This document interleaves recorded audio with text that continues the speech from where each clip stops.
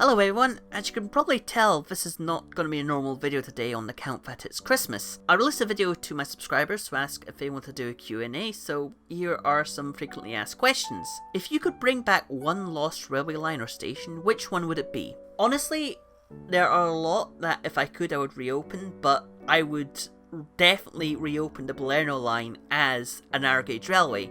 The line goes through some beautiful landscapes along the Water of Leith. It's steeped in history, but has the one drawback that sort of made it a bit tricky back when it was opened, and it's that it has lots and lots of steep curves, which is a bit difficult for larger engines with sort of larger wheelbases, and also means that standard gauge engines have to sort of go to a walking pace around some corners.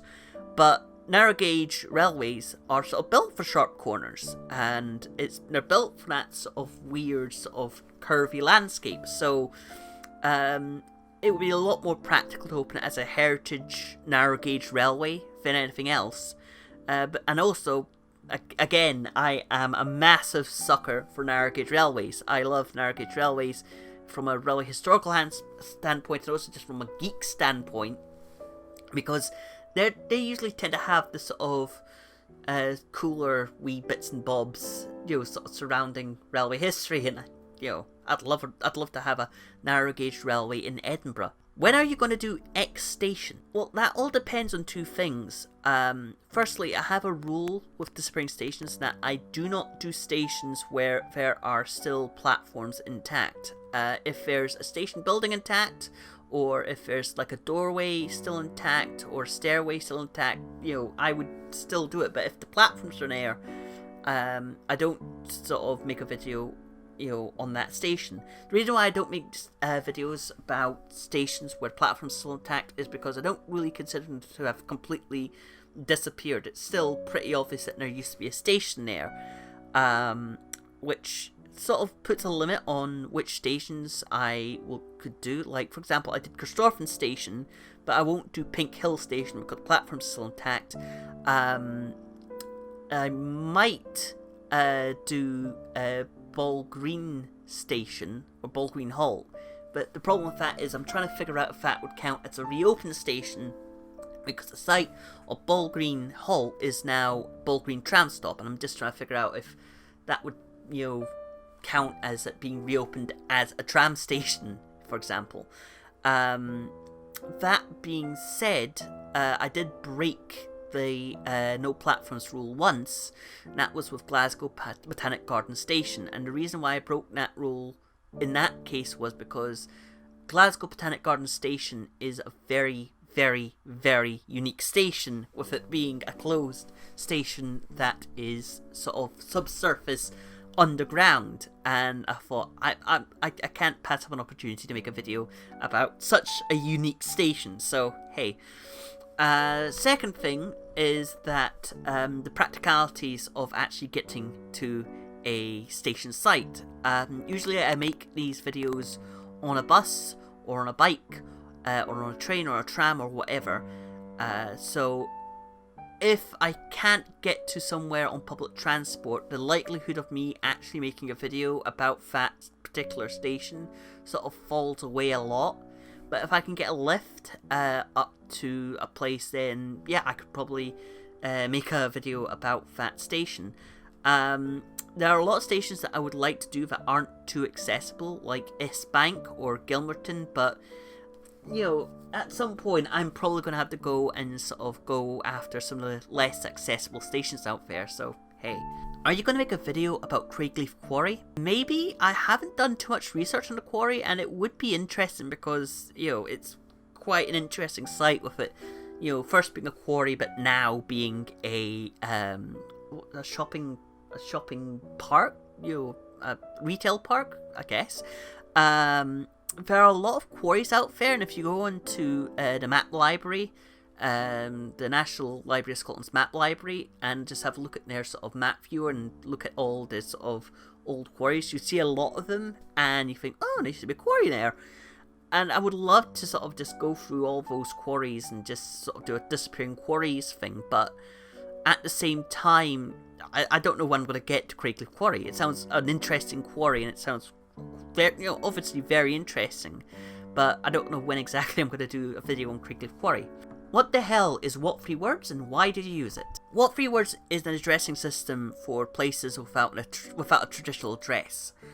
Basically what happened was the people that made up What 3 Words split the world into 3 by 3 meter squares and assigned a random 3-word sequence to each of those squares. So for example, interval super trim is the What 3 Words address for Botanic Garden Station in Glasgow. The reason why I use What 3 Words is very simple, because a lot of the places that I go to don't have a traditional address, because usually closed down stations don't have an address, and a lot of places that I go to are a little bit off the beaten path, and it's much more, it's much easier to sort of say, oh, I'm at XYZ, rather than go with lat long, which is a big long string of numbers. And I can sort of display that up on a end screen with ease, and people can say, oh right, it's at XXY, I can look that up now, and stuff like that. So if you're sort of sat there watching a video and you see this address, you don't need to sort of fiddle around with copy paste with what you probably have to do with lat long. Also, another really convenient thing you can do with it is you can sort of turn it into a web address, which is always really, really handy. All you need to do is put w3w.co/ and then the What 3 Words address, and that's a web link to that location. So that's one major reason why I use What 3 Words. It's already been used by lots of organisations like UNICEF, the UK Emergency Services, and the Mongolian government uses it because a lot of houses in Mongolia don't actually have traditional addresses, or if they do, they're usually quite complicated. So yeah, that's one thing about it.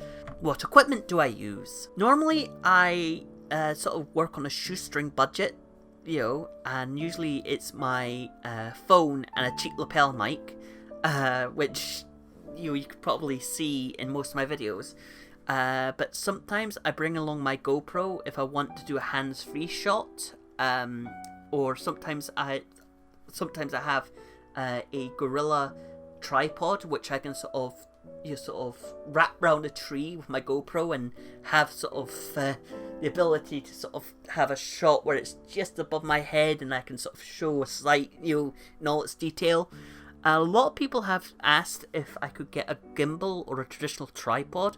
The reason why I don't have a gimbal is because gimbals are expensive. The reason why I don't use a tripod, although I do have a tripod lying about, is because tripods are really cumbersome.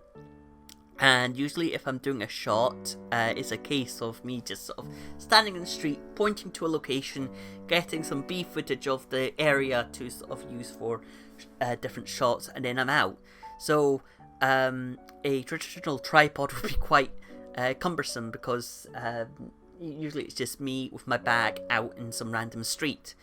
But then again, if I could afford a gimbal, that'd be really bloody handy because I could get really nice smooth shots. But hey ho. Where do you get your ideas? Well, I'm the type of person who browses Canmore and the National Library of Scotland's map library for fun. So a lot of my ideas come from there, but generally it comes from like places that I've been told about. Like my mum used to work for the records office before I was born. My granddad worked for the railways, and as a result, I've sort of been handed down sort of little bits and bobs like, oh, did you know that there used to be a castle there, or there used to be a factory there, or there used to be a station there, or there used to be a railway works there, and all that sort of stuff, or there used to be a lake there, and stuff like that. So a lot of those stories have been sort of handed down to me, and when I was a child, I was the type of child who would point to something random in the street and go, ooh, what's that? And often or not, that used to be something quite historical and quite interesting. So yeah, that's usually where I get my ideas from. Previous stories I've learned, and also things that I found on the internet. And usually if I find something on the internet that gets my interest, I fall into a rabbit hole, and usually these videos are sort of an outlet for my rabbit holes. Any plans to use Patreon? Well, no. Honestly, I don't particularly like Patreon, especially after watching Tom Scott's Royal Institute lecture where he talked about it. I don't like the idea of having a secret fan club where people pay me money and I give them like extra content, and I don't think it's a really good fit for the channel. However, I have opened up a coffee page, and basically the idea of the coffee page is basically like the guitar case of a busker. If you like if you like one video that I made or something that I made and you thought, "Ooh, that's brilliant," and you can just like chuck a pound or 50p or something like that into the guitar case, and it's sort of like a good job. I like what you're doing there type of thing. There's no obligation to actually give me money. I don't really do this for money. But if you want to buy me a coffee, I'll put a link to my coffee page down there, and you can do whatever the hell you want. If I make a really good video one day, you can just sort of shoot money for a coffee my way, and that would be brilliant. But you're at no obligation to ever really give me any form of money. I will not give you extra content for money. I'm not really doing this for money or as a sort of career. I'm doing this because I absolutely love it, and I love spreading information about obscure historical sites in my city. Do you have social media? Yes, I do. It's not directly related to my Historia Lothiana stuff. I don't have a Facebook page for Historia Lothiana, but I do have a personal Facebook page, which I won't give out. But my own Twitter and Instagram is at Abby Stabby for both of them, which is spelled ABBIISTABBII. But be warned, I like to post surreal tweets, like the ones that I'm probably going to show up on screen right now. So don't be surprised if you find some really ominous tweets on your timeline. But yeah, if you want to follow me on social media, you can, feel free. I've got a Twitter and I've got an Instagram. Just don't try to find me on Facebook. So yeah, all that's left to say here is just a massive thank you to all my viewers and subscribers. I hope that you continue down these rabbit holes with me, and I really hope to see you in the new year. So next video is going to be out on January 1st. Goodbye!